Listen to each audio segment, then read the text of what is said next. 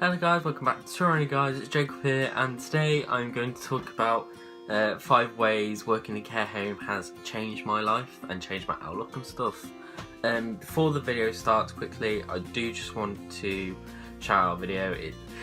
Kyle's video the other day talks about mental health. He makes some very good points, and yeah, if you want to watch it, I'll put it at the end of the video, so wait until the end of the video and you give it a quick watch. It's a really good video, it's about mental health, and yeah, I'd watch it.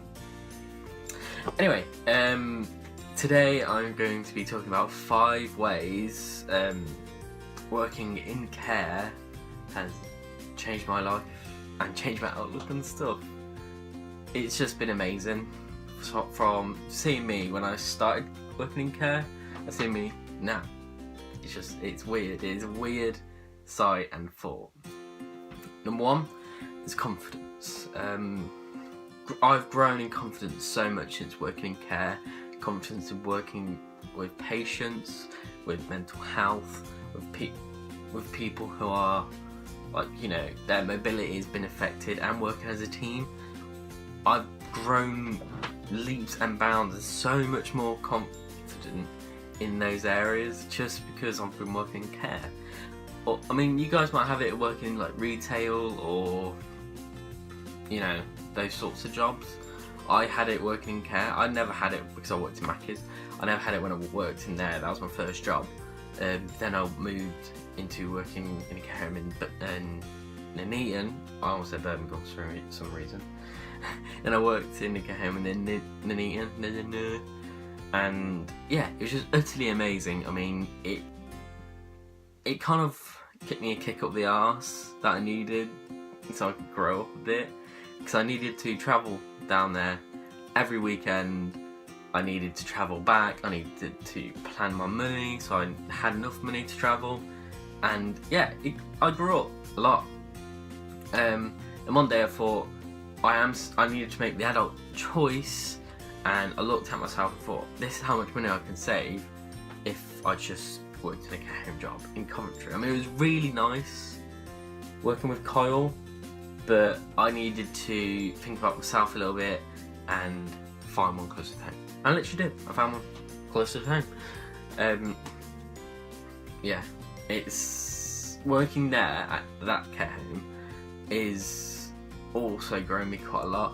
Each care home you go at is different, and that leads me on to my second point: adaptability. In a care home, you have to adapt to many situations. I never really had to do that in like my life in general. But working in care, I've had to adapt, and I feel like this skill will help me become a better paramedic as well, because you need to adapt in a lot of situations as a paramedic. Situations can literally arise from nowhere.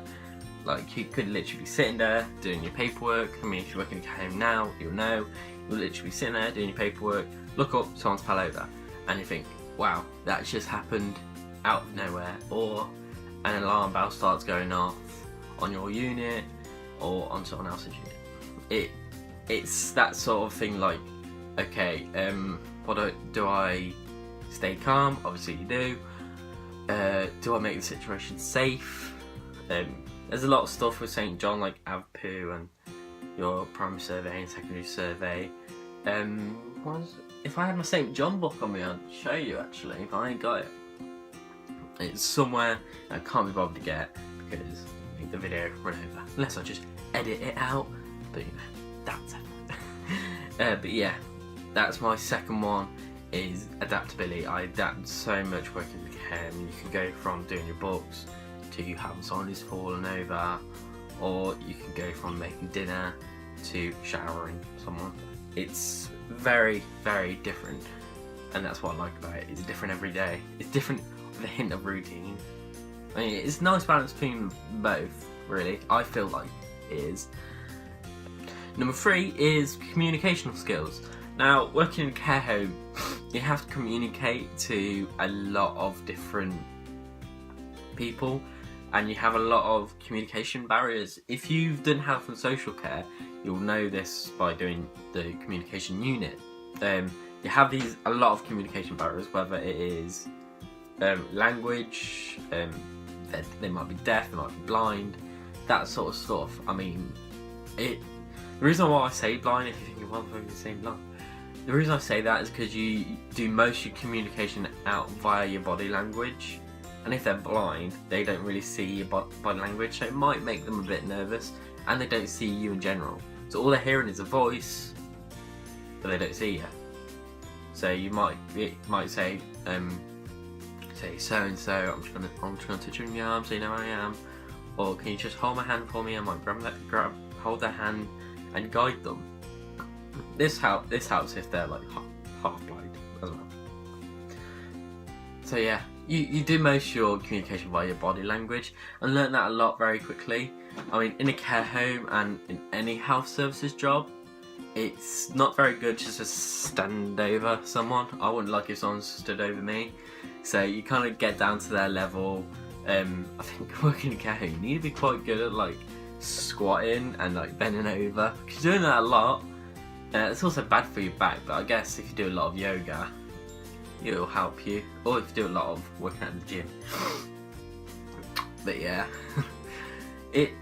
yeah, communication is vital in the care home, and I learned that very quickly. When I first started in the care home in Nuneaton, I was still quite a quiet person, and going in there, I thought I'll just keep to myself really. But I learned very quickly to not keep it to yourself, to kind of be a separate person in the care home than you are at home. And yeah, that kind of leads me on to number 4, which is I'm able to separate my personal life to my work life. I don't know what that would be called, but I'm able to do that quite well. If something very big has happened in my personal life, I'm able to separate that and go into work like nothing has happened, because it's never your service user's fault what's happened to you. So if you're in the mood and you snap at them, then you know it shouldn't happen, because they haven't done anything to you. And yeah, I learned that very quickly as well, to not be in the mood, to not be a dickhead. And yeah, it's very important to leave your personal life at the door. A lot of people say leave your life at the door, come in as a separate person. I might be a really quiet person. I'll leave that at the door. As soon as I walk in, I'm quite a confident person, and I might dance and make a little bit of a fool myself to make that resident laugh or make that resident smile. It's not, and to be fair, it's nice to see them smile, and it's nice for the residents' family members to see that someone's actually passionate about the job. Number 5 is working as a team, and also in hand working on my own. So on a night shift, you work on your own quite a lot, and you know, you need to be able to do that. So you might be doing personal care on your own if you're doing one-to-one, and you should be clean on your own. You might find on a night shift, if you are in the unit on your own, that you are alone quite a lot. You're alone with your thoughts quite a lot. So you need to be able to do that, be able to work alone, and yeah, so you need to kind of prompt yourself to be able to do that. I learned that quite quickly when I did my first night shift. When I was alone, I thought, I need to get out, I need to do stuff, because if you're sitting down, you get tired and sleepy. And it happens to everyone. If they're just sitting down at night shift, they'll get to about 5 o'clock and you think, oh, I'm gonna fall asleep. So yeah. And also in hand, it did help me in my team working skills. You have to be able to work with someone you don't like. You're not gonna like everyone. Everyone's not gonna like you, and you're gonna have to be able to work with someone you don't like. I mean, I've worked with people I don't like. It happens. I've worked with people in Macca's I don't like. It happens in every job, and you need to be able to do that. It kind of works with leave it at the door, because if you don't like them, you still have to communicate with them. If they really annoy you, you still have to communicate with them. I mean, if they annoy you because if they really annoy you and they're doing stuff that isn't policy, then obviously you can handle that by going to your manager about it. Or if it comes to bullying, then you know, that's unacceptable in a care environment, so you go to your manager about it, especially if it's bullying towards a resident or yourself. And also, if you're bullied, don't do that. You're a dick. Don't do that. Yeah, so you have to be able to work with someone you don't like. That kind of incorporates all this 5 stuff. You need to adjust. You need to communicate quite well, and yeah, you need to manage it quite well. I guess there's a secret number 6 to managing, because you need to be a team leader. You need to be. Sometimes you need to be a team leader. I mean, someone who might started, that might be their first care job, and you need to think back. If you ever get annoyed, you need to think about, well, think back to when you first started. You were nervous. You didn't know what the hell you were doing.